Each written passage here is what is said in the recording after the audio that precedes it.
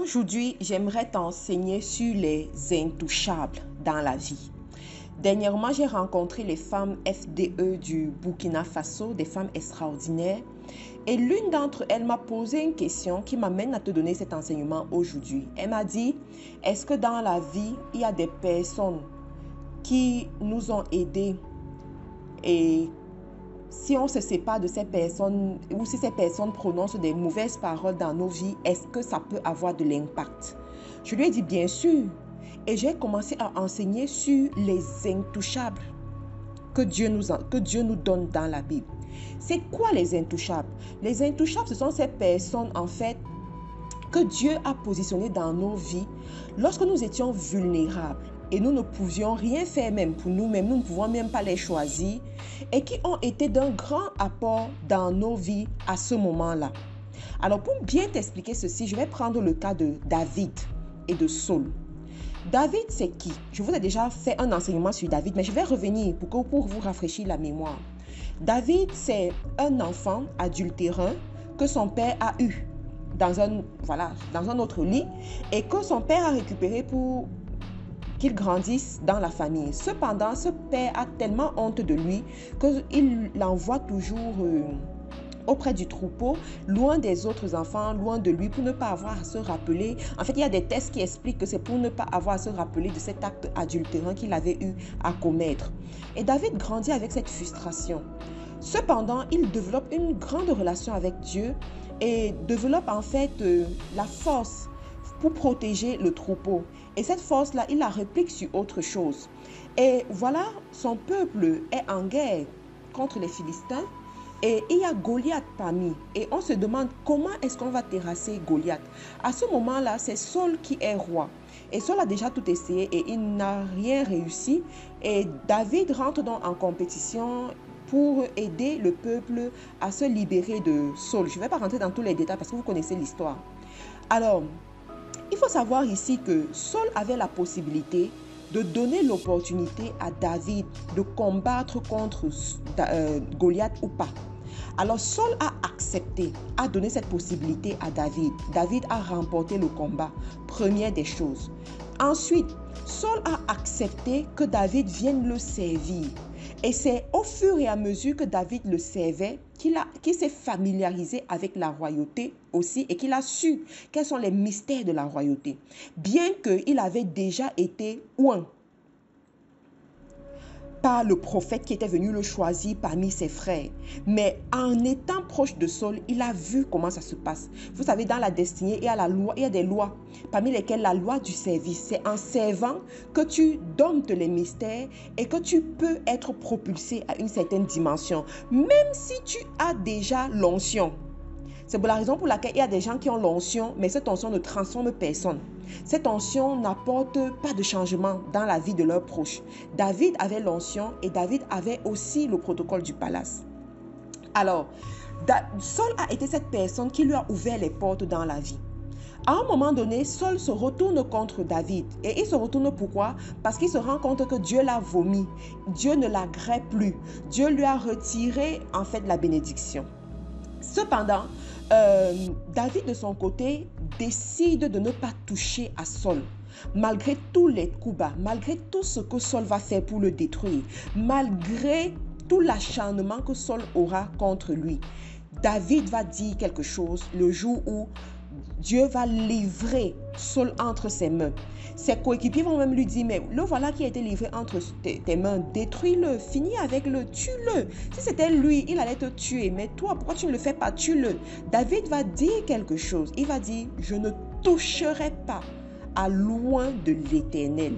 Je ne toucherai pas à loin de l'Éternel. Et c'est là où je tire ce mystère des intouchables dans la vie. Et lorsque David va se comporter comme ça, Dieu va dire, voici l'homme selon mon cœur.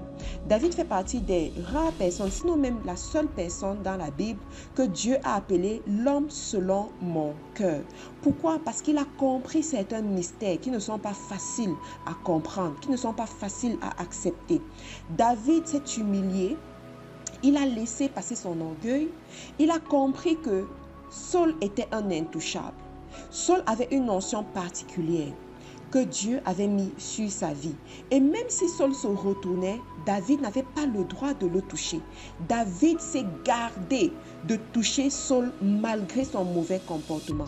Alors, il faut savoir que dans la vie, il y a des principes à respecter. Ce sont ces principes qui vont vous amener à votre montagne de célébration et vous garder à votre montagne de célébration. Ce sont ces principes qui feront que vous soyez agréés devant Dieu et qu'il puisse en fait vous appeler l'homme ou la femme selon mon cœur. Il y a des personnes que Dieu a mis dans vos vies pendant votre désert, pendant votre enfance, pendant les moments que vous ne pouviez pas faire les choses par vous-même. Ces personnes sont des intouchables. Vous avez eu des enseignants et vous allez voir ce que je suis en train de dire. Aujourd'hui, si on vous met un enseignant du primaire devant vous, vous allez le vénérer. Naturellement, vous allez le vénérer. Naturellement, vous allez le respecter. Pourquoi? Parce qu'il y a cette chose en vous qui vous fait comprendre que cette personne représente énormément. Cette personne a un grand prix à vos yeux. C'est tout simplement parce que votre subconscient qui comprend ces principes vous rappelle que cet enseignant du primaire vous a aidé quand vous-même vous ne pouviez rien faire pour vous. Il vous a montré comment lire, comment écrire. Et pour ça, vous devez le respecter pour toujours. Même si vous êtes premier ministre, même si vous êtes devenu président de la République, cet enseignant du primaire qui marche avec les vieilles chaussures, vous allez le respecter. Vous allez naturellement l'honorer. Mais ce n'est pas sûr que vous allez faire la même chose. Vous aurez le même degré de révérence pour l'enseignant de l'université. Parce qu'à l'université, déjà, vous avez le choix de choisir l'école que vous voulez, d'aller où vous voulez, de vous comporter comme vous voulez. Vous voyez un peu ce que je suis en train de dire? Donc, dans la vie, il y a les intouchables. Les intouchables sont ces personnes-là que Dieu a positionnées dans votre vie quand vous étiez vulnérable. Les intouchables aussi, la deuxième catégorie des intouchables, ce sont vos parents. Vos parents sont des intouchables dans vos vies. Lorsque je vois une personne qui se rebelle contre ses parents, je n'ai pas besoin de rentrer davantage dans la vie de cette personne. Je n'ai pas besoin d'être un médium pour savoir que cette personne, à un moment donné, sera bloquée dans sa destinée. Parce que c'est un principe. La Bible te recommande d'honorer tes parents pour avoir une longue vie sur terre. Mais c'est quoi la vie? C'est quoi la vie? Il faut te poser la question. La vie, ce n'est pas juste absence de mort. La vie, c'est l'action, c'est la progression dans tes activités. C'est la progression dans tes projets. C'est la progression dans ce que tu fais. C'est ça la vie. Ce n'est pas juste absence de mort. Donc, quand tu n'honores pas tes parents, quand tu bafoues l'autorité de tes parents, pour quelque raison que ce soit, ça veut dire que l'ennemi est à tes trousses. Et j'aime souvent dire à certaines femmes de ne jamais laisser l'ennemi les détruire à ce niveau, de ne jamais laisser l'ennemi les tromper à ce niveau. Parce que l'une des armes secrètes que l'ennemi garde au chaud pour détruire les grandes destinées, c'est l'inimitié avec leurs parents. Et ça se justifie de toutes les façons. Oh, mon parent c'est un sorcier, mon parent ne m'a pas aimé, mon parent m'a abandonné, mon parent ne m'aime pas plus comme les autres enfants. Toutes les raisons que vous pouvez citer. Mais c'est une arme que l'ennemi va prendre pour vous détruire. Parce que Dieu se tient sur sa parole pour l'honorer. Il a dit, honore ton père et ta mère. Il n'a pas dit, honore ton père et ta mère lorsqu'ils seront bons envers toi, lorsqu'ils seront gentils envers toi, lorsque eux-mêmes se seront comportés comme parents. Non. Si tu te soucies de ta grande destinée, considère-les à partir d'aujourd'hui comme des intouchables. Et tu verras comment tu iras de gloire en gloire. La troisième catégorie des intouchables que je vais t'enseigner, ce sont tes enfants. Le fruit de tes entrailles. Le début de ta force. La preuve de ta bénédiction. La preuve de ta dynastie. La preuve de ton passage sur terre, tes enfants. C'est la troisième catégorie des intouchables. Tes enfants ne vont pas toujours bien se comporter. Tes enfants ne vont pas toujours faire ce que tu veux qu'ils fassent, mais sache que tu as un pouvoir sur eux. Et ce pouvoir fait en sorte que tu ne peux pas parler n'importe comment, parce que ce que tu vas dire va se réaliser. C'est la raison pour laquelle je les mets dans les intouchables. Tu ne peux pas te retourner contre tes enfants, contre le fruit de tes entrailles. Tu ne peux pas en fait les maudire. Tu ne peux pas te séparer d'eux parce qu'ils sont le début de ta force. Ils sont la preuve de ton passage sur terre. Et pour cela, considère-les comme des intouchables et sache maîtriser tes émotions lorsque tu es en face d'eux, surtout lorsqu'ils se comportent mal. Ce sont des intouchables.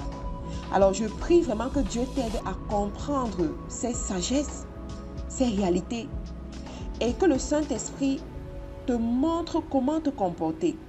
Le Saint-Esprit te donne la maîtrise de toi-même, la maîtrise de tes émotions parce que je sais que c'est très difficile.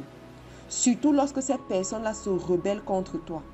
Surtout lorsque ces personnes-là, à un moment donné, retournent leur veste. Ça peut être difficile. Mais ta destinée est plus importante. Le plan que Dieu a réservé pour toi est plus important. Alors prends courage, maîtrise tes émotions et va de l'avant. Rappelle-toi que tu as un grand prix aux yeux de Dieu. Tu es la prunelle de ses yeux. Sache aussi que Dieu compte énormément sur toi. Tu représentes ses mains, tu représentes ses pieds dans cette génération. Et va de l'avant, prends courage. Je te remercie d'avoir pris la peine d'écouter ce boost matinal jusqu'à la fin. Tu peux nous retrouver sur les réseaux sociaux en recherchant Faiseurs d'Exploits International FDE sur YouTube, Facebook et Instagram. À demain.